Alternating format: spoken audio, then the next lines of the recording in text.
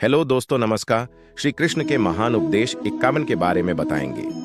आप लोगों के लिए कुछ अनमोल विचार और उपदेशों का संग्रह लेकर आए हैं। जैसा कि हम सब जानते हैं, भगवान श्री कृष्ण को प्रेम के देवता के रूप में जाना जाता है और जो भी भक्त पूरी श्रद्धा के साथ भगवान श्री कृष्ण की सेवा करता है, भगवान श्री कृष्ण के आशीर्वाद से उसे संसार के हर सुख प्राप्त होते हैं।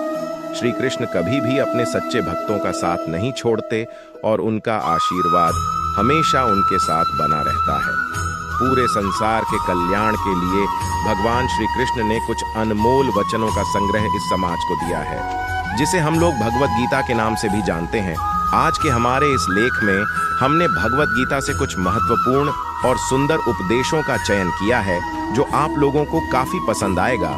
और अगर आप इन उपदेशों का पालन अपने जीवन में करते हैं तो यकीन मानिए, आपके जीवन में सफलता और खुशहाली का आगमन हमेशा बना रहेगा। हमारे YouTube चैनल श्री कृष्ण 212 को सब्सक्राइब करें और कमेंट्स जय श्री कृष्ण लिखें आज के हमारे। इसलिए को शुरू करने से पहले मेरा आप सबसे निवेदन है कि अगर आप लोगों ने हमारा पिछले लेख भगवत गीता के अनमोल उपदेशों को ना पढ़ा हो तो उसे भी जरूर पढ़ें। और मुझे पूरा विश्वास है हमारा पिछले लेख आप लोगों काफी पसंद आएगा।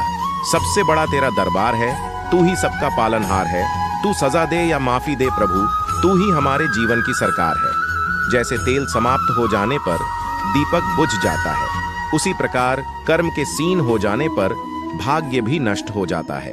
श्री कृष्ण कहते समय कभी एक जैसा नहीं होता, उन्हें भी रोना पड़ता है जो बेवजह दूसरों को रुलाते हैं। मन से ज्यादा उपजाऊ जगह कोई नहीं है, क्योंकि वहां जो भी कुछ बोला जाएगा बढ़ता जरूर है, चाहे फिर वह विचार हो, नफरत हो या फिर प्यार हो।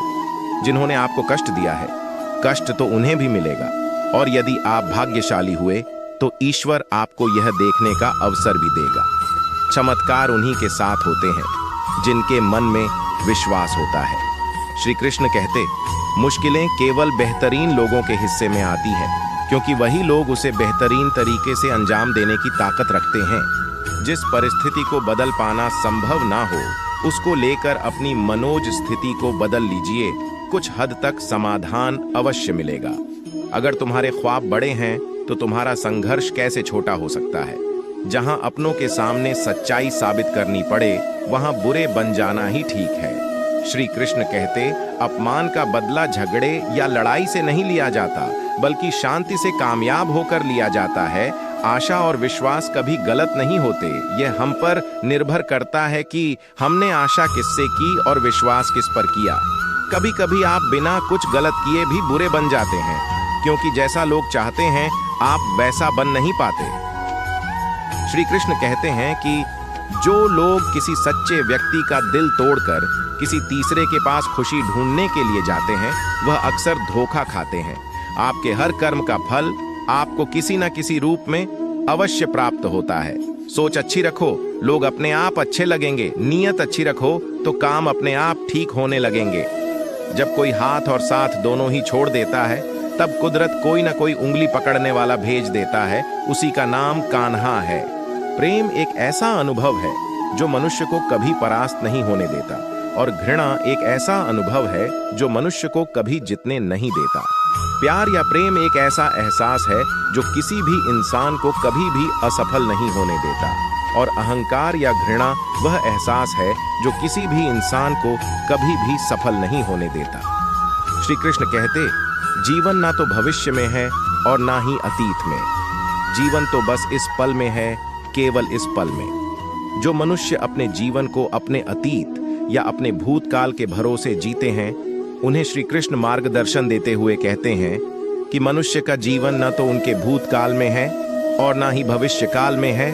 मनुष्य के जीवन का असली सुख उसके वर्तमान काल में ही है। इसलिए हर मनुष्य को अपने वर्तमान के जीवन का पूरा आनंद लेना चाहिए और निस्वार्थ भाव से सत्य कर्म करते रहना चाहिए। राधा ने श्री कृष्ण से पूछा, प्यार का असली मतलब क्या होता है? श्री कृष्ण ने हंसकर कहा, जहां मतलब होता है वहां प्यार ही कहां होता है। श्री कृष्ण कहते हैं कि जिस प्रेम के रिश्ते में स्वार्थ, अहंकार या मतलब होता है, वह रिश्ता प्रेम का रिश्ता कभी नहीं कहला सकता, क्योंकि प्रेम के रिश्ता निस्वार्थ होता है, यानी प्रेम के रिश्ते में कोई स्वार्थ नहीं होता। राधा कृष्ण का मिलना तो बस एक बहाना था, दुनिया को प्यार का सही मतलब समझाना था। श्री कृष्ण और राधा दोनों ने ही इस पृथ्वी पर कुछ विशेष कार्य को पूर्ण करने के लिए अवतार लिया था। उन दोनों का मिलना और मिलकर बिछड़ना एक प्रक्रिया मात्र थी जो पहले से निश्चित थी, और इसी प्रक्रिया के माध्यम से उन्होंने प्रेम के वास्तविक रूप को इस संसार को समझाया।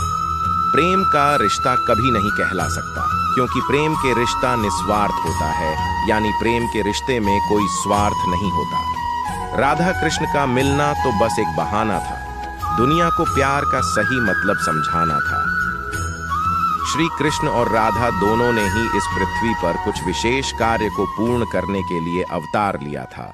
उन दोनों का मिलना और मिलकर बिछड़ना एक प्रक्रिया मात्र थी जो पहले से निश्चित थी, और इसी प्रक्रिया के माध्यम से उन्होंने प्रेम के वास्तविक रूप को इस संसार को समझाया।